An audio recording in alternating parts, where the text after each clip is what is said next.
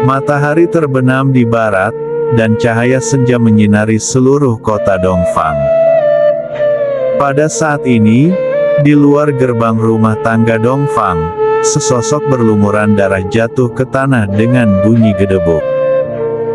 Sebuah kain putih telah menutupi wajahnya, tapi sekarang, bahkan kain putih telah ternoda merah dengan darah. Dia memohon dengan suara lemah dan lemah. "Tolong lapor ke Nona Gu, katakan padanya, Wu Yue dari Ordo Kedokteran ingin bertemu." Kedua penjaga di pintu melompat ketakutan. Mereka saling memandang, sebelum salah satu dari mereka bergegas untuk memberi tahu Guru Woyun.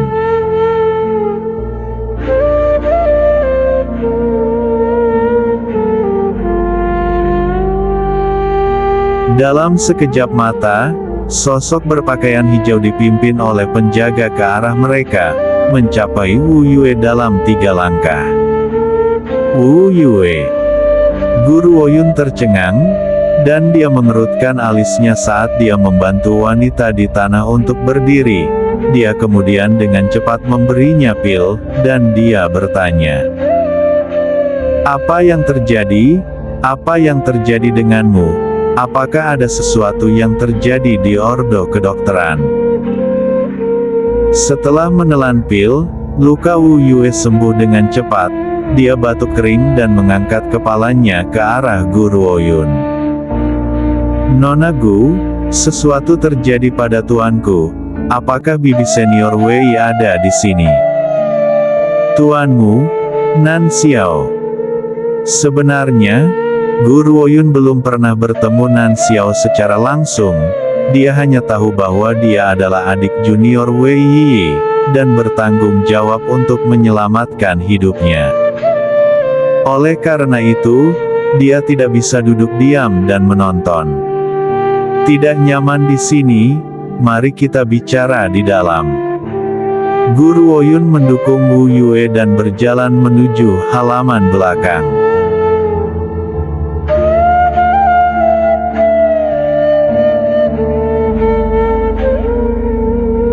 Biasanya tidak ada yang akan mengganggu Guru Woyun di kamarnya.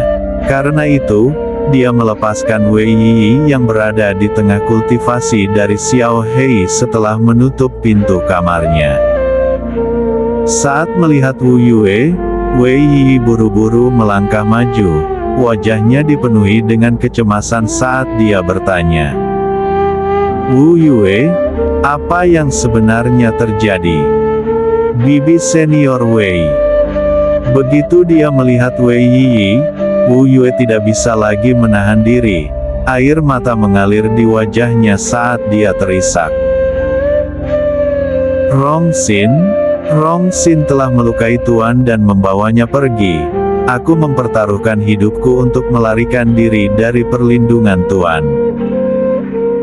"Bibi senior, Anda harus menyelamatkan tuanku." Rong Xin telah lama memendam kebencian yang mendalam terhadap Tuan. Dia pasti akan menyiksanya sampai mati. Wu Yue berlutut di tanah saat dia memohon dan menangis tanpa henti. "Bangun cepat." Wei Yi dengan cepat membantu Wu Yue berdiri, saat kemarahan melintas di wajahnya yang menawan. "Aku awalnya bermaksud untuk pergi ke Ordo Kedokteran beberapa hari setelah ini, tetapi aku tidak berpikir bahwa Rong Xin akan begitu cepat bertindak melawan Nan Xiao."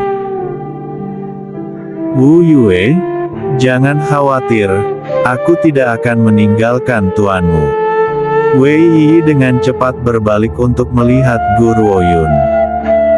"Kekuatanku hampir mencapai level ideal, jadi aku ingin melakukan perjalanan ke Ordo Kedokteran. Perjalanan ini bukan hanya untuk membuat Rong Xin membayar, tapi aku juga harus membantu Nan Xiao."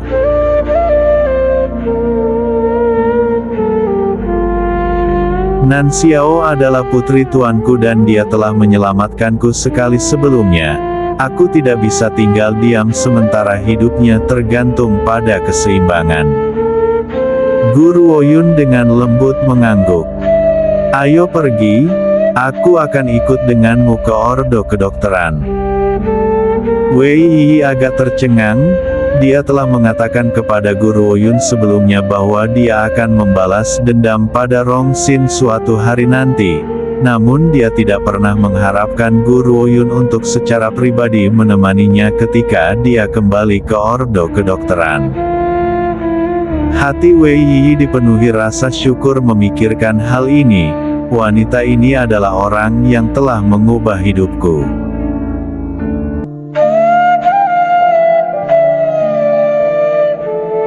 Beberapa hari yang lalu kakakku mengirim surat dari Sekte Roh.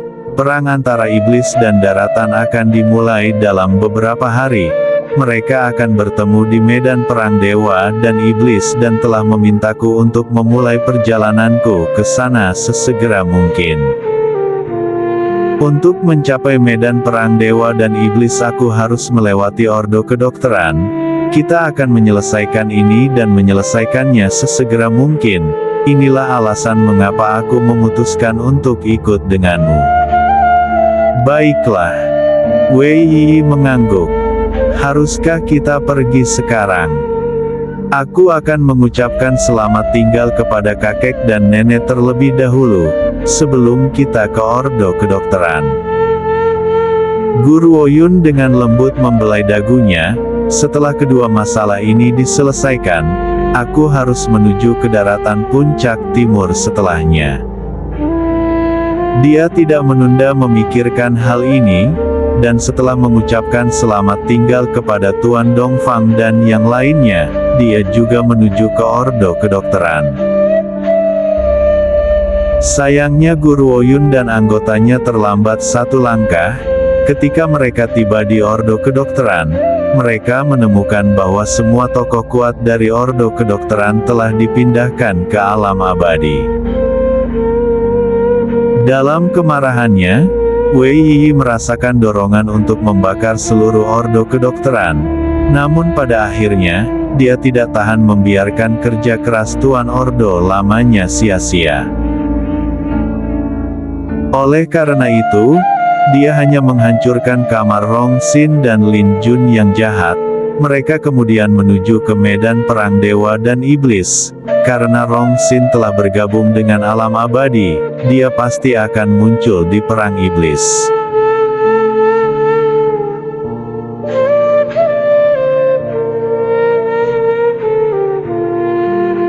Saat mereka bergegas menuju medan perang dewa dan iblis, alam abadi tiba-tiba mengeluarkan panggilan. Itu menimbulkan sensasi yang kuat di daratan ini. Untuk mengalahkan iblis, alam abadi telah menyerukan pertemuan luas dengan para pembudidaya dunia. Terlepas dari apakah seseorang itu lemah atau kuat, selama seseorang bergabung dengan alam abadi, mereka dapat membantu mendorong seseorang ke potensi terkuat mereka dengan segera. Dengan demikian, banyak orang telah berbondong-bondong ke alam abadi semua demi mendapatkan kekuatan yang kuat itu. Beberapa dari mereka menyimpan dendam terhadap kekuatan keluarga Dongfang sehingga mereka bergabung dengan alam abadi tanpa ragu-ragu, berharap untuk menggunakan kekuatan alam abadi untuk membantu mereka melawan keluarga Dongfang.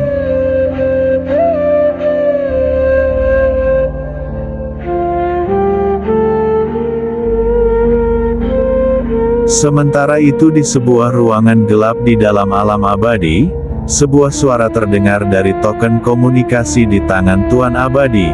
Kepala Tuan Abadi yang biasanya angkuh sekarang tertunduk. Rahang siapapun akan ternganga melihat sikap hormatnya yang tidak biasa. Aku akan memberimu kesempatan sekali lagi, bawa Gu Seng Kiao kepadaku. Adapun adik perempuannya itu, dia tampaknya cukup berbakat. Jadi bawa dia kepadaku juga. Aku tidak memiliki keinginan untukmu berakhir seperti keluarga Gu yang tidak berguna itu. Jika tuan kedua Gu yang juga paman Guru Oyun masih hidup, dia pasti akan mengenali suara itu. karena itu milik orang yang pernah dia bantu untuk menyingkirkan Gutian. Tuanku, tolong beri aku sedikit waktu lagi. Gu Sengkiao telah menembus peringkat kehormatan bela diri tingkat tinggi, akan sulit untuk menangkapnya sekarang. Nada suara Tuan Abadi tetap hormat dan juga membawa sedikit sanjungan.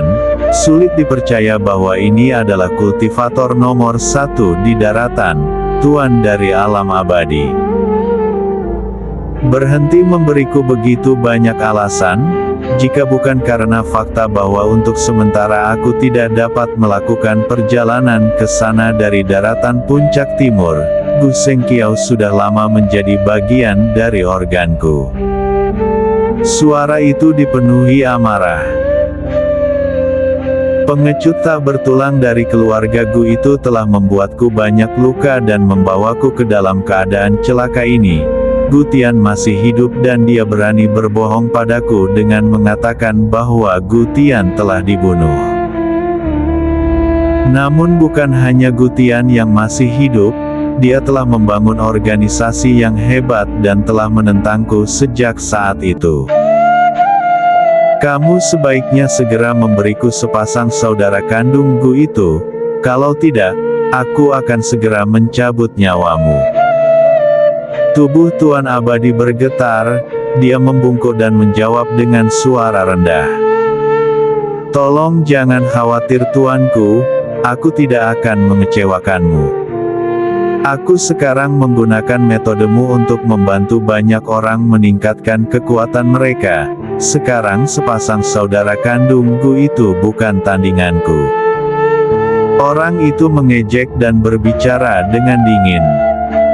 Aku berharap seperti itu, kamu sebaiknya tidak menjadi seperti adik Gutian yang tidak bertulang yang memiliki keberanian untuk berbohong kepadaku. Untungnya dia sudah mati, kalau tidak, aku akan memberinya nasib yang lebih buruk daripada kematian. Itu adalah harga untuk menipuku. Begitu dia selesai berbicara, pria itu memutuskan koneksi mereka. Tuan Abadi menyeka keringat dingin dari dahinya dan menghela nafas lega. Sepertinya aku harus benar-benar menangkap sepasang saudara kandung Gu itu. Kalau tidak, jika aku memprovokasi tuan ini, hidupku akan hilang. Namun mereka sangat licik, jadi aku hanya bisa menyerang mereka selama perang iblis. Cahaya dingin melintas di matanya, dan Tuan Abadi mendapatkan kembali sikap angkuh dan dinginnya yang biasa. Dia kemudian meninggalkan ruangan. Perang Dewa dan Iblis adalah peristiwa yang berulang setiap 10 tahun. Dikatakan bahwa iblis menempati area kecil di daratan dengan tebing yang tidak bisa dilewati. Bahkan kaisar bela diri tidak bisa terbang melintasinya. Dengan demikian, dalam keadaan normal iblis juga tidak akan dapat meninggalkan area tersebut. Namun setiap 10 tahun, sebuah gerakan akan terjadi sekali di bagian itu. Karena gerakan itu, tebing yang menghalangi mereka untuk melintasi daratan akan menghilang, dan mereka akan terhubung dengan dunia luar. Setiap kali itu terjadi, iblis akan menyerang warga daratan dalam upaya untuk mengambil alih. Seseorang tidak boleh meremehkan iblis hanya karena jumlah mereka tampak kecil. Faktanya, tingkat reproduksi iblis sangat mengejutkan. Namun jika iblis ingin meningkatkan kekuatan mereka, mereka perlu memakan jenis mereka sendiri. Oleh karena itu, mereka yang berhasil bertahan hidup di bawah hukum eliminasi alam ini adalah yang terbaik dari yang terbaik.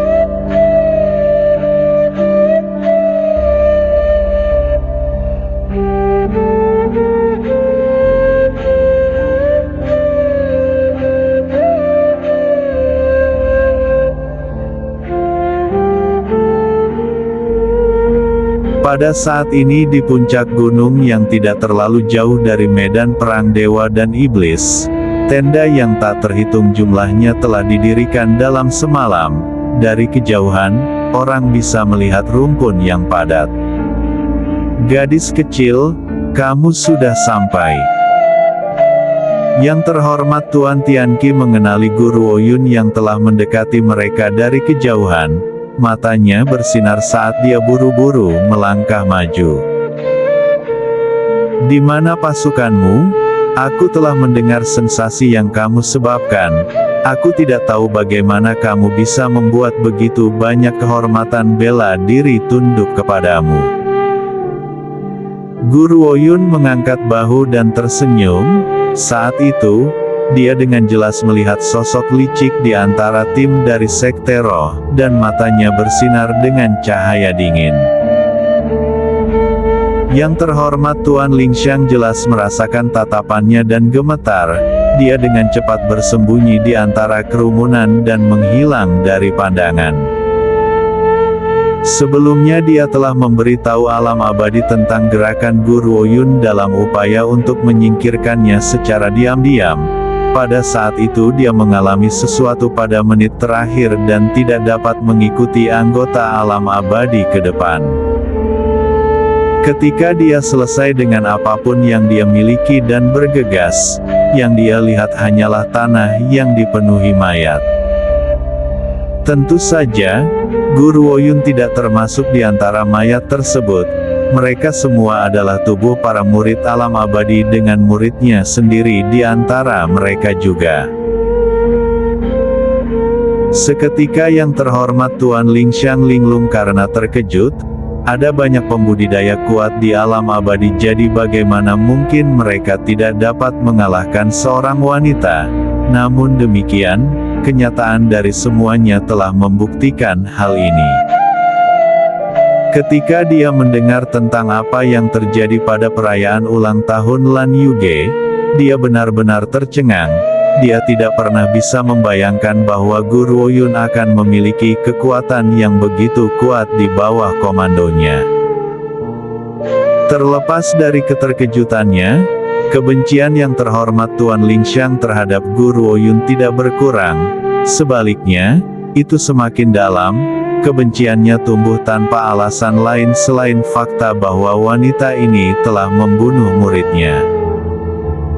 Kun Nan adalah murid favoritnya, dan terlepas dari apakah dia telah melakukan 100 kejahatan, dia seharusnya tidak pernah dihukum mati. Wanita kejam ini telah memberinya akhir yang mengerikan. Jadi kapanpun kesempatan itu datang, aku harus membunuh wanita ini dan menghancurkan kemungkinan penguburan yang layak untuk mayatnya. Cahaya jahat melintas di matanya saat yang terhormat Tuan Lingxiang mengepalkan tinjunya. Dia menarik napas dalam-dalam untuk menahan diri dari keinginan untuk menimbulkan masalah bagi Guru Ouyun. Muridnya akhirnya mati karena kurang ajar. Dia tidak akan membuat kesalahan yang sama. Aku tidak akan menyerangnya kecuali aku benar-benar yakin akan kesuksesanku. Kalau tidak, lupakan balas dendam. Aku juga akan mati. Guru Ouyun, aku belum pernah bertemu orang yang kejam sepertimu seumur hidupku.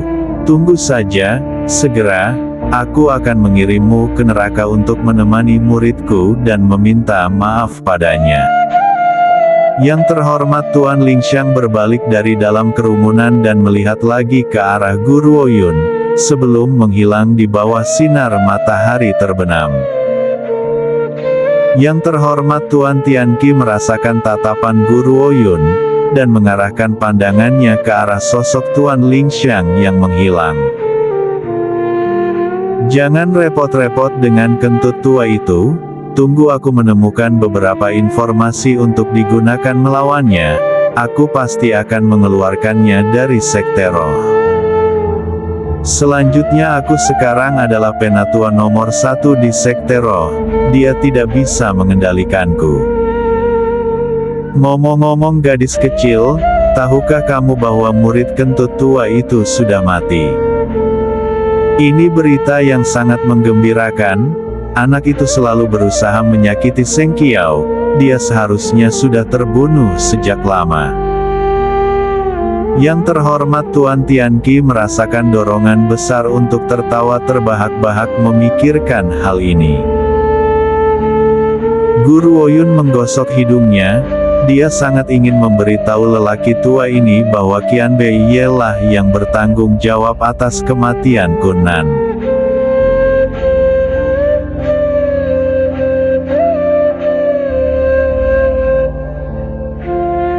Kapan pertempuran akan dimulai?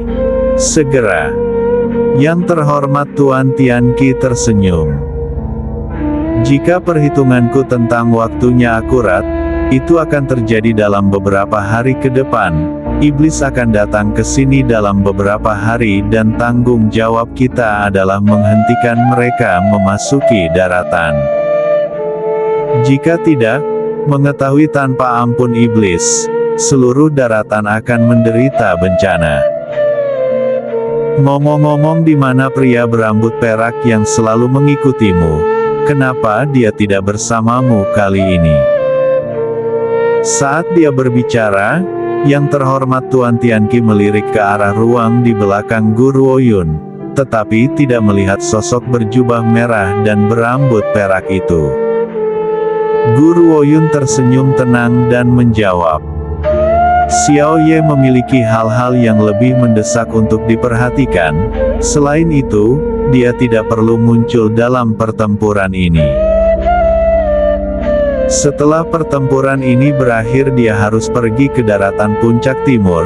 Qian Bei telah pergi ke daratan puncak timur terlebih dahulu demi dia.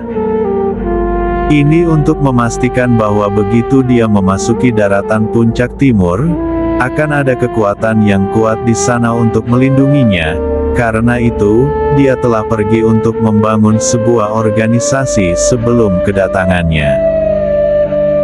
Jika Guru Woyun mengatakan bahwa dia tidak merasa tersentuh oleh gerakan ini, itu bohong. Pria ini telah melakukan segala daya untuknya, namun dia tidak pernah sekalipun mengeluh.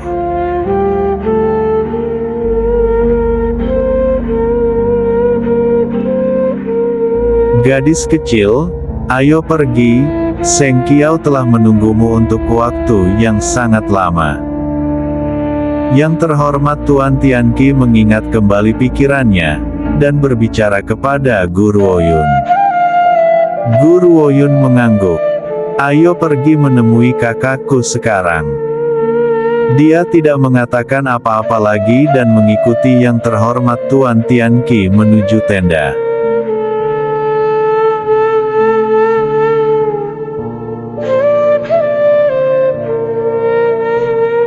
Gu Seng Qiao yang sedang berdiskusi dengan Tuan Sekte Roh di tenda melihat Guru Woyun berjalan dengan yang terhormat Tuan Tianqi dari sudut matanya. Wajahnya yang suram bersinar dengan sukacita dan dia dengan cepat bangkit, mencapai sisinya hanya dalam beberapa langkah.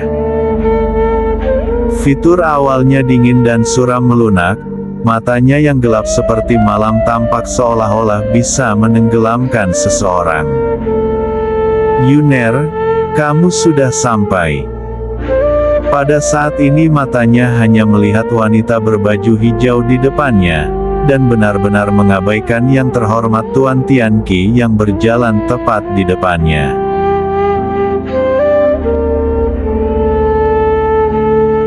Tuan Sekte berdeham dan senyum kecil muncul di wajahnya yang dingin dan tegas. Nona Gu, mengapa kamu datang ke sini sendirian? Di mana para bawahanmu? Sebelumnya Tuan Sekte telah menerima berita tentang peristiwa yang terjadi selama perayaan ulang tahun Lan Yuge. Wanita muda ini telah membangun organisasi sebesar itu sendirian, bahkan binatang spiritual dari seluruh daratan telah tunduk padanya. Hanya sejumlah besar binatang spiritual saja sudah cukup untuk menghancurkan manusia sampai mati. Bahkan Tuan Sekte Roh, anggota dari 3 otoritas besar, tidak punya pilihan selain memperhatikan kekuatan di tangannya.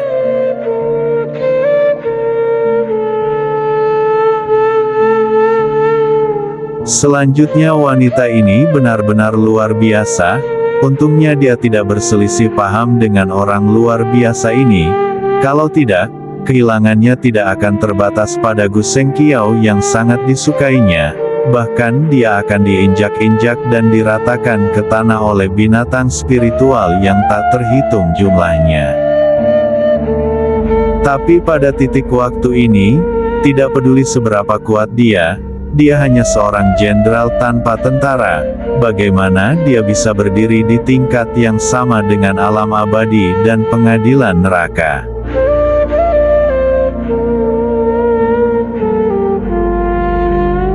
Mendengar kata-kata Tuan Sekte, Gu Ruoyun tersenyum tenang. Matanya yang jernih dan dingin tetap tenang dan mantap. Aku baru saja tiba lebih awal. Keluarga Dongfang akan segera datang. Dia tidak menjelaskan lebih lanjut tentang pasukan lain di bawah komandonya. Lagi pula, dia tidak memiliki kesan yang baik tentang Tuan Sekte Roh. Jika bukan demi Gu Sengqiao dan yang terhormat Tuan Tianqi, dia tidak akan repot-repot berbicara dengannya. Tuan Sekte hendak mengatakan sesuatu yang lain tetapi dia tahu bahwa Gu Ruoyun tidak tertarik untuk mengobrol dengannya, sehingga dia menelan kata-katanya, cemas dengan perasaan tidak nyaman itu.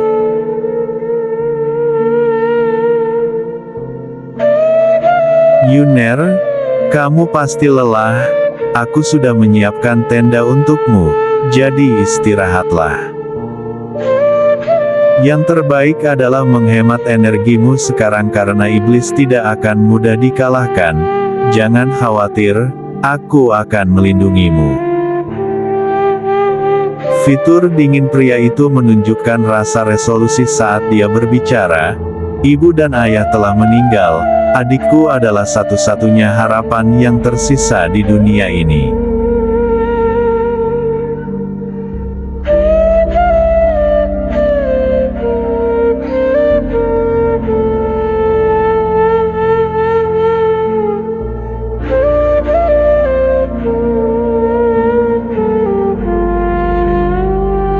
Di kaki gunung, sekelompok orang sedang mendaki gunung. Pemimpin kelompok itu adalah seorang pemuda tampan yang jubah hijaunya berkibar tertiup angin. Matanya jernih dan bersinar seperti kolam air yang sempurna dan murni.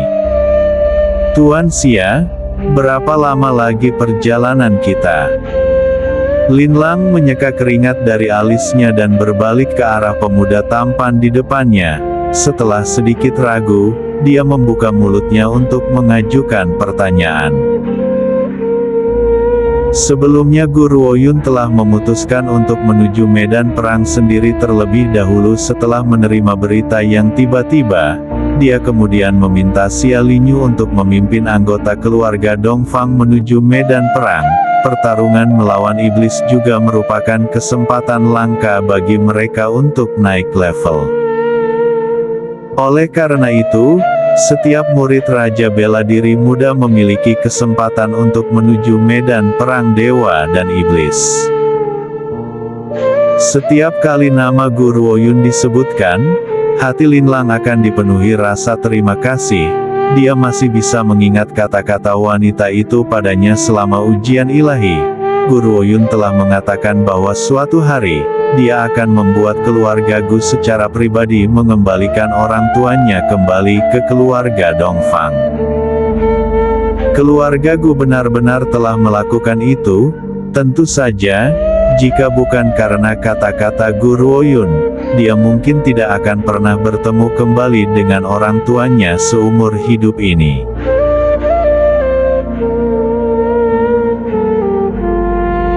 Hati-hati. Tiba-tiba fitur halus Xia Linyu tenggelam dan matanya yang jernih bersinar dengan kewaspadaan. Dia merajut alisnya yang menarik dengan erat, dan suaranya sejernih mata air, bergema di seluruh pegunungan yang sunyi. Siapa di sana? Suara tawa keras muncul dari udara tipis. Wajah para murid keluarga Dongfang menjadi gugup. Mereka dengan cemas mencengkeram pedang mereka dan menatap penuh waspada ke tempat dari mana suara itu berasal. Tiba-tiba sosok yang tak terhitung jumlahnya muncul. Mereka menyerbu turun dari udara tipis dan menembak ke arah mereka seperti sinar cahaya yang menusuk. Angka-angka ini jatuh di depan mata mereka, benar-benar mengelilingi anggota keluarga Dongfang. Itu adalah keluarga Lin, keluarga Cai, faksi Gunung Hijau, dan anggota Ordo Kedokteran. Ekspresi Linglang berubah. Bagaimana ini bisa terjadi? Bagaimana mungkin orang-orang ini naik level begitu banyak dalam waktu sesingkat itu? Mereka sebagian besar berada di peringkat kaisar bela diri tingkat tinggi. Salah satunya bahkan adalah kehormatan bela diri. Seingatku mereka tidak pernah sekuat ini. Apa yang sebenarnya terjadi hingga mereka menjadi begitu kuat?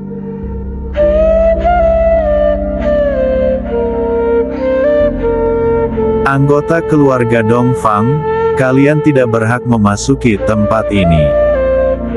Sesosok muncul dari dalam kelompok. Dia adalah seorang penatua yang mengenakan jubah abu-abu dengan seringai di wajahnya dan dia tampak sangat arogan.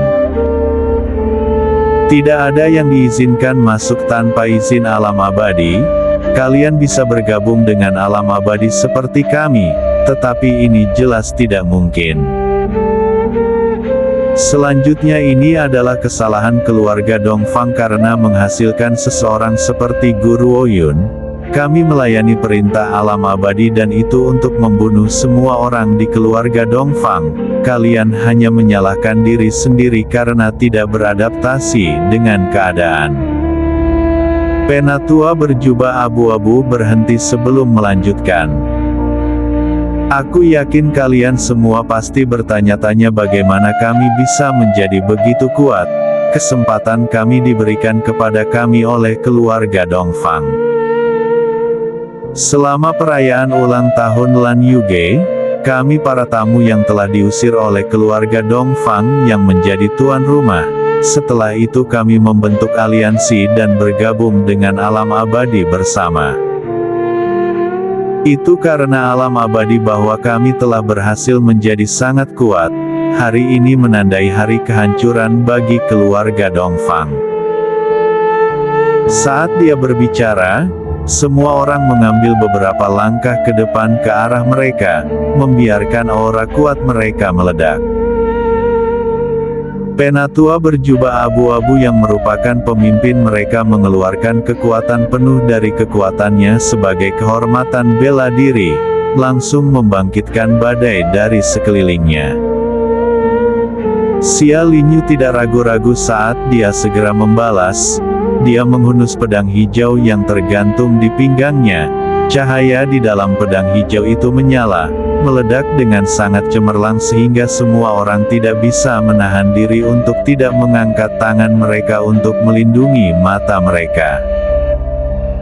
Saat mereka mencoba untuk menutupi mata mereka dari kecemerlangan pedang, Xia Linyu sudah berada di depan mereka. Ujung pedang yang tajam menusuk ke arah tetua berjubah abu-abu.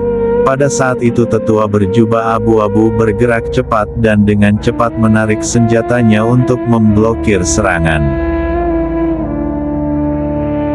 Senjata mereka bentrok dengan suara yang tajam. Xia Linyu segera merasakan mati rasa di antara ibu jari dan jari telunjuknya. Dia hampir memuntahkan seteguk darah tetapi dia dengan paksa menelan semuanya ketika itu mencapai bibirnya. Dia tersandung ke belakang dan wajahnya yang halus terlihat sangat serius. Senjata spiritual. Penatua berjubah abu-abu itu sedikit terkejut. Dia melambaikan tangannya yang mati rasa dan tiba-tiba tertawa. Betapa menariknya, anak kecil ini memiliki senjata spiritual yang dimilikinya. Namun senjata spiritual ini hanya akan ternoda oleh tanganmu. Mengapa tidak memberikannya kepada kami? Tiba-tiba Xia Linyu mengayunkan pedang panjangnya dan gelombang cahaya dari pedang itu segera menembus tanah.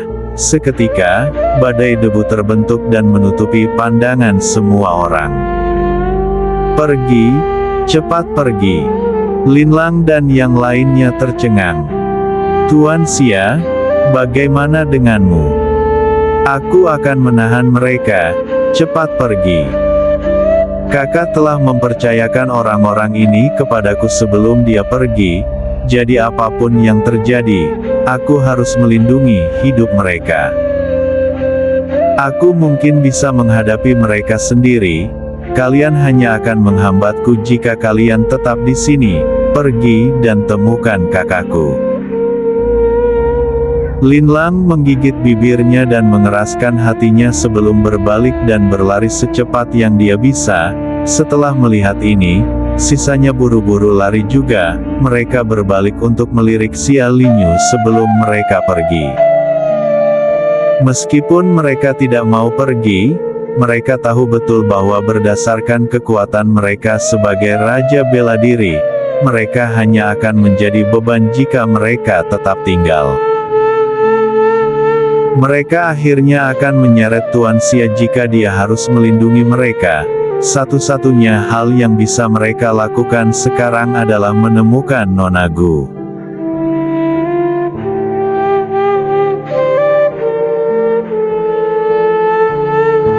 "Kamu melebih-lebihkan dirimu sendiri." Penatua berbaju abu-abu mencibir sebelum dia mengabaikan udara yang dipenuhi debu dan menyerbu ke depan. Namun saat dia mengambil 2 langkah ke depan, sosok hijau tiba-tiba muncul di depannya. Di tengah asap dan debu, sulit untuk melihat ciri-ciri pemuda itu. Namun demikian, suaranya lembut dan murni namun juga penuh dengan keberanian. "Apakah kamu tidak memiliki sesuatu terhadap keluarga Dongfang? Apa gunanya melawan beberapa murid yang tidak berdaya? Aku, Xia Linyu, adalah adik laki-laki Guru Woyun dan kerabatnya yang paling penting. Mengapa kamu tidak melupakan mengejar mereka dan menggunakan semua kekuatanmu untuk mengalahkanku?" Saat asap dan debu perlahan menghilang, wajah pemuda itu menjadi lebih jelas tetapi dia tidak terlihat compang camping sama sekali. Ciri-cirinya yang halus sangat bersih, sementara matanya jernih dan bergerak.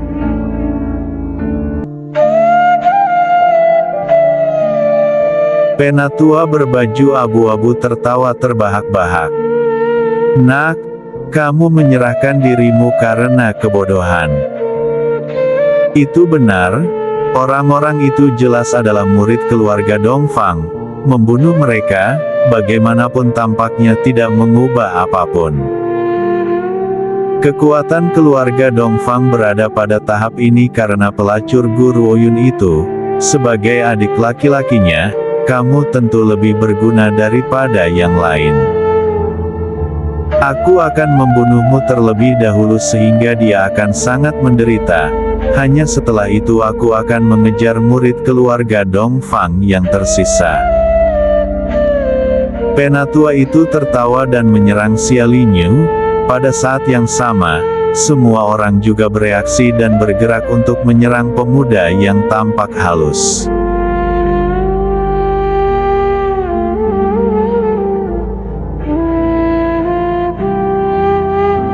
Matahari sudah terbenam di barat, bau darah memenuhi seluruh pegunungan.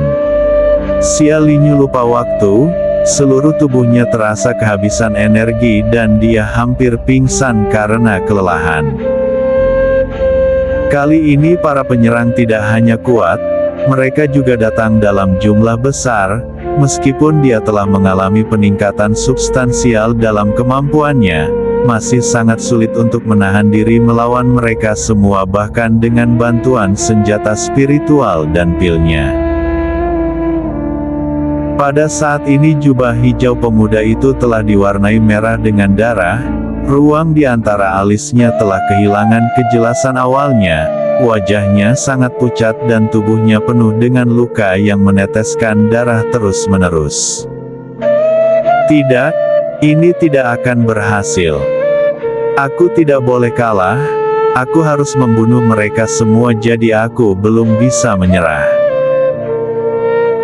Xia Linyu memaksa dirinya untuk merangkak berdiri, namun tepat ketika dia mencoba untuk berdiri, lututnya menyerah dan dia hampir jatuh ke tanah sekali lagi.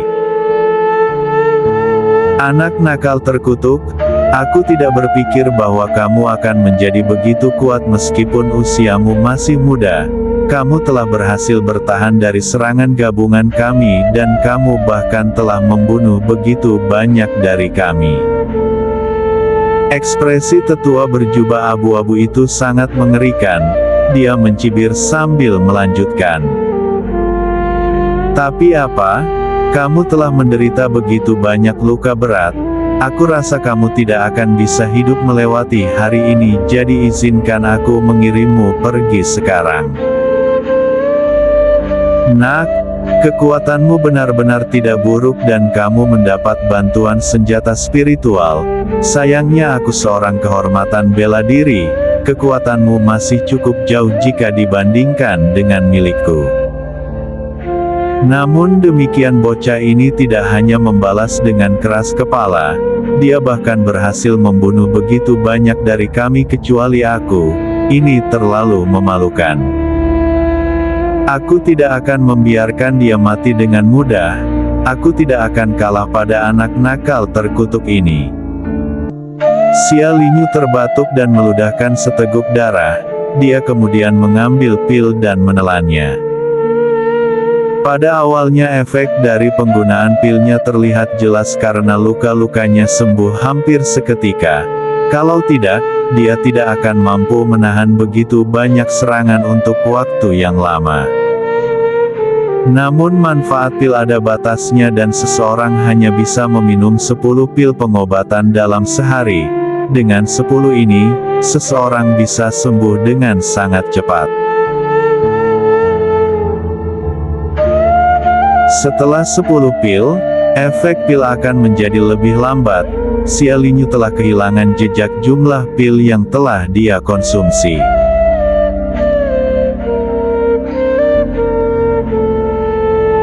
Kamu masih mencoba untuk melawan. Penatua berbaju abu-abu tertawa mengejek saat melihat pemuda itu meraih pedangnya dan menyerbu ke arahnya sekali lagi. Penatua mengangkat tangannya dan mencengkeram lengan Xia Linyu dengan mudah saat dia berbicara dengan jijik. Nak, aku menyarankanmu untuk menyerah. Kamu tidak cocok untukku. Namun jangan khawatir, aku tidak akan membiarkan mati secepat ini. Apakah kamu tidak menyebutkan bahwa Guru Ouyun adalah kakak perempuanmu? Ini berarti bahwa kamu harus sangat penting baginya.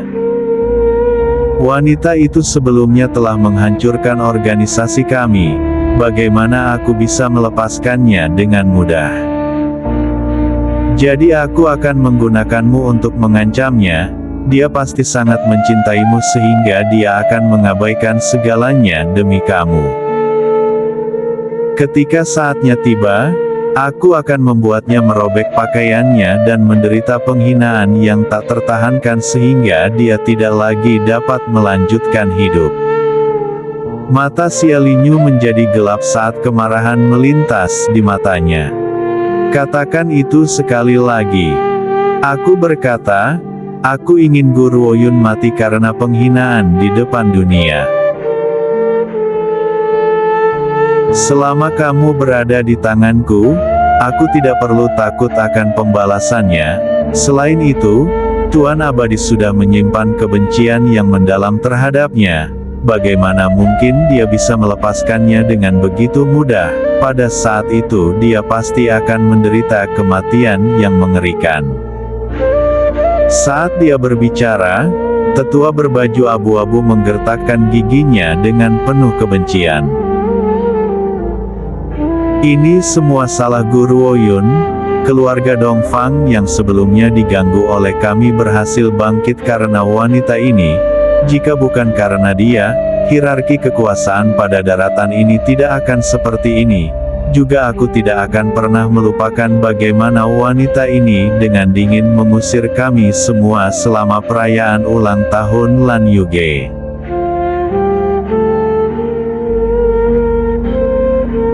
Jika kamu berani menyentuh kakakku, aku tidak akan pernah memaafkanmu.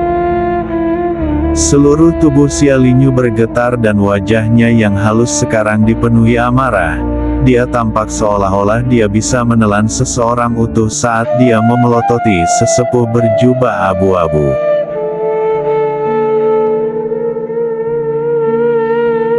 Tidak pernah memaafkanku? Kamu sekarang menjadi jenderal yang jatuh di tanganku. Bagaimana kamu berencana untuk membalas dendam?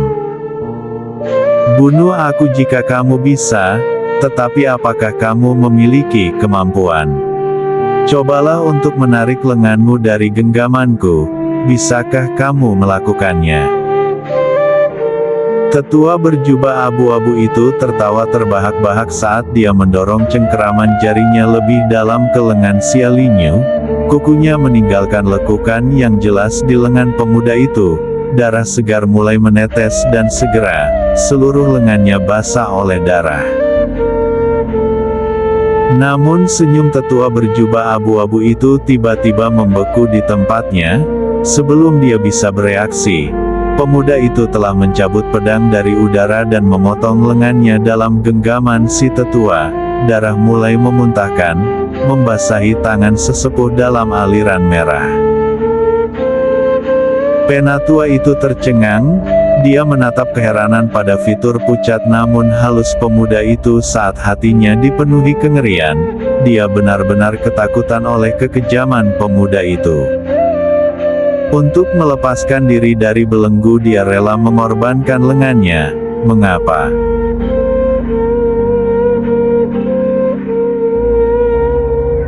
Aku paling benci ketika orang lain menggunakanku untuk mengancam kakak perempuanku. Jika kamu menginginkan lengan itu, aku akan memberikannya kepadamu. Aku tidak akan pernah jatuh ke tanganmu dan digunakan olehmu untuk mengancamnya. Pemuda itu berbicara perlahan, suaranya tidak lagi menahan kelembutan masa mudanya sebelumnya, sekarang dipenuhi dengan keganasan yang menakutkan. Penatua itu masih memegangi lengan yang telah terpotong. Pada saat ini dia masih agak tercengang dan belum kembali ke akal sehatnya. Oleh karena itu, dia gagal memperhatikan cahaya hijau yang bersinar dari pedang di cengkeraman lengan yang terpotong. Tiba-tiba pedang itu terbang ke udara dan menusuk ke dada si tetua, mengarahkan pedangnya lurus ke punggungnya. Penatua itu bergetar dan membuat suara teredam saat dia menatap kaget pada fitur lembut dan murni pemuda itu. Dia tidak bisa memahaminya. Demi mengalahkan musuhnya, pemuda ini bahkan akan melakukan tindakan kejam seperti itu terhadap dirinya sendiri.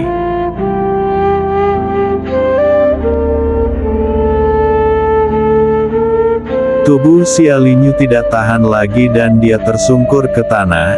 Tepat ketika tubuhnya menyentuh tanah, dia melihat sosok yang dikenalnya melaju ke arahnya. Kakak. Pemuda itu perlahan menutup matanya, bibirnya terangkat menjadi senyuman dan dia terlihat tenang dan sedikit gembira. Kakak, aku akhirnya bisa membantumu untuk melindungi orang lain. Akhirnya aku tidak lagi menjadi bebanmu.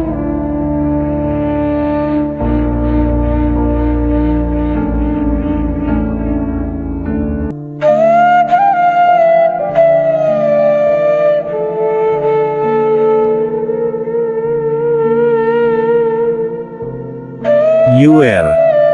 Jeritan menyayat hati menembus langit dan bergema di seluruh pegunungan. Guru Oyun terbang ke sisi Xia Linyu.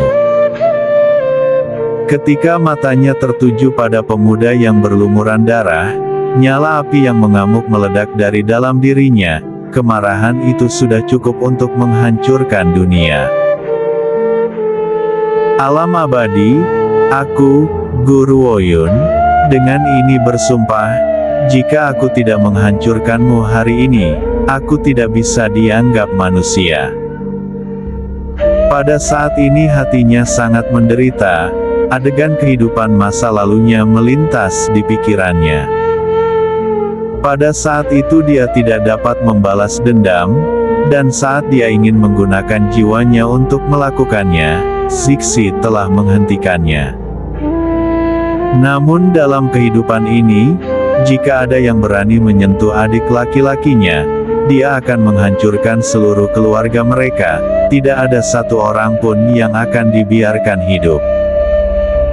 Yuer, jangan khawatir, aku tidak akan membiarkanmu mati, aku juga tidak akan membiarkan siapapun yang telah menyakitimu untuk terus hidup.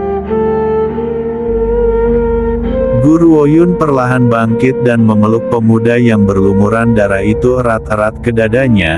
Jubah hijaunya juga ternoda merah dengan darahnya, tetapi dia sepertinya tidak menyadarinya sama sekali. Dia dengan lembut membawa pemuda itu dan menuju ke medan perang.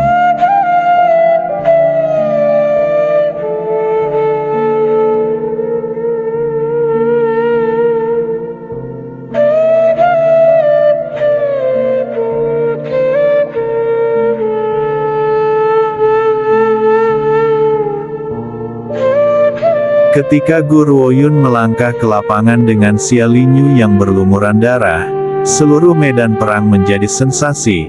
Dia menempatkan pemuda di tempat tidur dan cahaya dingin melintas di matanya.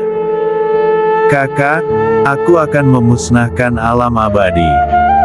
Gu Sengqiao bergidik sebelum dia menepuk bahu Guru Woyun dengan nyaman, dan berkata, "Yuner, apapun yang kamu lakukan, kamu mendapat dukunganku." "Terima kasih." Bibir Guru Woyun bergetar lembut. "Aku telah memberinya pil dan itu membantu menghentikan pendarahan, namun luka Yuer terlalu parah dan tidak bisa disembuhkan dalam waktu sesingkat itu. Jadi kakak, bisakah aku menyusahkanmu untuk mengirim seseorang merawatnya dan membantuku mengatur keluarga Dongfang juga?" Pada saat itu dia sedang berkultivasi di tendanya ketika Lin Lang dan yang lainnya bergegas masuk. Dia kemudian mengetahui tentang skema alam abadi untuk membunuh anggota keluarga Dongfang di kaki gunung dan dia bergegas menuruni gunung dengan kecepatan tinggi. Pada saat ini selain kemarahan yang tak terukur, hatinya juga dipenuhi dengan menyalahkan diri sendiri. Dia menyalahkan dirinya sendiri atas ketidakmampuannya untuk melindungi Xia Linyu. Sebenarnya tidak ada yang akan berpikir bahwa alam abadi sebagai tim yang bergabung dengan perang dewa dan iblis akan mengirim bawahan mereka untuk melakukan pembunuhan. Bahkan Guru Woyun yang telah lama menyadari ketidaktahumaluan alam abadi tidak mengharapkan mereka untuk bergerak pada saat seperti ini.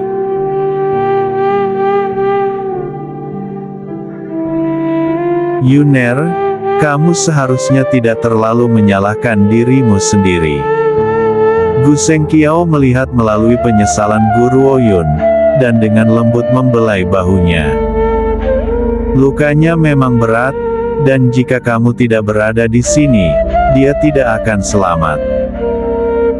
Fakta bahwa kamu dapat menyelamatkan hidupnya adalah keajaiban, namun lengan ini..." Hati Guru Woyun tenggelam saat dia mengangkat kepalanya dan melihat ke langit. Tatapannya yang jernih dan dingin dipenuhi dengan niat membunuh. Gu Sengqiao tidak mengatakan apa-apa lagi, dan berjalan keluar dari ruangan.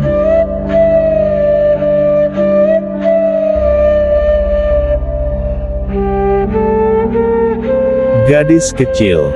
"Yang terhormat Tuan Tianqi," masuk dan mengerutkan kening. "Apakah kamu benar-benar berencana untuk membuat alam abadi membayarnya sekarang? Perang dewa dan iblis sudah dekat, Aku mendengar bahwa iblis tahun ini lebih kuat dari sebelumnya. Pada akhirnya alam abadi masih menjadi salah satu kekuatan paling kuat di daratan ini. Tanpa mereka, taruhan kita dalam pertempuran akan turun secara substansial. Mengapa tidak menunggu sampai akhir pertarungan untuk menyingkirkan mereka? Setelah pertempuran ini, kita akan memiliki 10 tahun lagi untuk mempersiapkan yang berikutnya. 10 tahun? Dia percaya bahwa dalam 10 tahun, kekuatan Goryeo akan berkembang menjadi alam yang tak terbayangkan. Pada saat itu mereka tidak perlu lagi khawatir tentang iblis. Aku telah membuat keputusanku. Goryeo menggelengkan kepalanya. Merupakan penghinaan bagi Yuer jika aku membiarkan siapapun yang telah menyakitinya untuk tetap hidup selama 1 detik lagi. Aku tidak akan lagi mentolerir keberadaan alam abadi. Dia kemudian tidak mengatakan apa-apa lagi dan melangkah keluar. Dia segera menghilang dari pandangan Yang Terhormat Tuan Tianqi. Yang Terhormat Tuan Tianqi tersenyum pahit dengan putus asa. Gadis kecil ini benar-benar memiliki kepribadian yang keras kepala, tetapi terlepas dari bakatnya, Tuan Abadi adalah kehormatan bela diri tingkat tinggi. Apa yang akan terjadi jika dia tidak bisa melawan? Yang Terhormat Tuan Tianqi melemparkan keamanan daratan ke belakang pikirannya saat memikirkan hal ini. Kecemasan dan kegugupan mulai memenuhi hatinya. Tidak, aku harus mengikutinya. Kekurangan ajaran gadis kecil ini mungkin benar-benar menempatkannya di ujung tongkat yang pendek. Yang Terhormat Tuan Tianqi berunding selama setengah detik, sebelum dia bergegas keluar untuk mengejarnya.